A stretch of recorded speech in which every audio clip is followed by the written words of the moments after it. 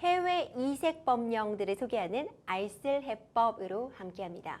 우리가 어학연수를 갔을 때, 유학을 갔을 때, 여행을 갔을 때, 그 각국에서 이 법령 알고 있었더라면 참 좋았겠다 이런 경험 한 번쯤 있으시잖아요. 오늘은 해외 각국의 교통법규에 대한 얘기 나눠보려고 해요. 오늘도 기대가 되는데 먼저 어떤 유럽 각 국가의 이색 교통법규 가져오셨나요?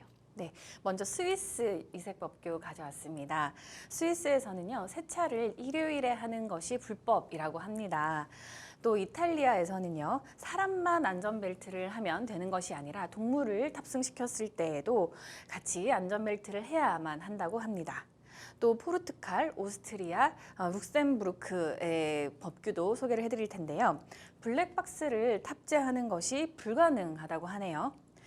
이렇게 블랙박스를 탑재를 하게 되면 벌금을 내게 된다고 하니 주의하시기 바랍니다.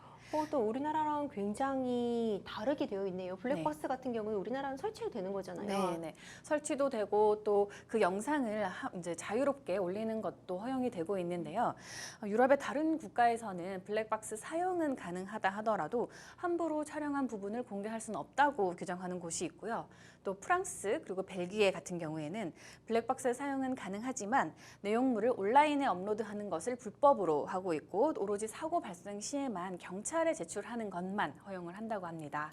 그렇군요. 정말 우리나라랑 다른 부분도 있기 때문에 이 나라에 가서는 사실 이 나라 법 따라야 되는 거잖아요. 네. 일요일에 세차를 하면 안 된다는 부분도 새롭고요. 오늘 굉장히 도움되는 내용 많이 준비해 오신 것 같아요. 그럼 이번에는 스페인과 호주도 좀 떠나볼게요. 어떤 교통법규 갖고 있나요?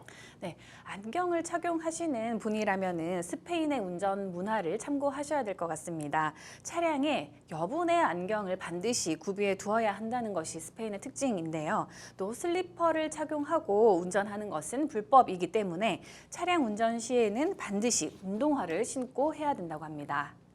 그렇군요. 운동화를 반드시 신어라 이런 것까지 규정이 되어 있군요. 네. 또 그 다음으로는 스마트폰 사용에 대해서 말씀을 드리겠는데요. 스마트폰을 사용하면은 운전 시 위험하다는 것을 모두 잘 알고 계실 텐데요. 우리나라에서는 그렇지만 단속이 많은 편은 아닙니다. 하지만 엄격하게 단속하는 국가도 있다고 하는데요. 호주와 같은 국가는 단속이 엄격한 편이어서 단속자가 있는 것도 기본이고 또 장비나 기계를 통해서 가까운 곳에서 단속이 이루어지기 때문에 항상 주의해야 되고 어기면 벌금을 내게 된다고 합니다. 그렇군요. 오늘은 해외 각국의 이색 교통법규 알아봤습니다. 우리나라와 다른 점들, 특색 있는 점들 있으니까 이 나라 여행하실 때 아니면 이 나라에서 나중에 살게 되실 때 꼭 주의 필요하실 것 같아요.